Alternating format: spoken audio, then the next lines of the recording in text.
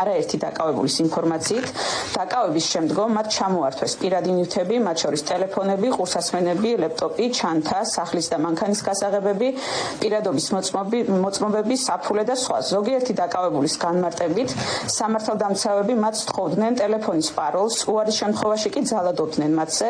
იყო შემთხვევები, როდესაც მობილური ტელეფონი დაკავებულს ჩამოართვეს განყოფილებაში, თუმცა გათავისუფლებისას ამ პირს არ დაუბრუნეს ნივთები. აღსანიშნავია, რომ უმეტეს დაკავებულს ნივთები არ ჩამორთმევიათ კანონმდებლობით დადგენილი წესით და იგი ცალკეულმა სამართალდამცავებმა კანონსაწინააღმდეგო გზით მიისაკუთრეს ან დაკავებულთა დასჯის მიზნით გადაუყარეს. დრომდე არც ერთი ასეთი ფაქტი არ არის გამოძიებული. ჩემი ტელეფონი თავიდან გადაიტანეს ორთაჭალის რომელიღაც შენობაში.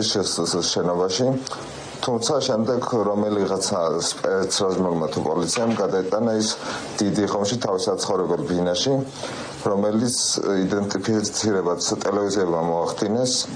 ვინაობა დადგენილია, საცხოვრობს რომელ ბინაში, რომელ კორპუსში, თუმცა როდესაც ამაზე განცხადება გავაკეთე სპეციალურ საგამოძიებო სამსახურში, რეაგირება კვლავ ნული. ტელეფონი ჩემი ხელით გადავეცი.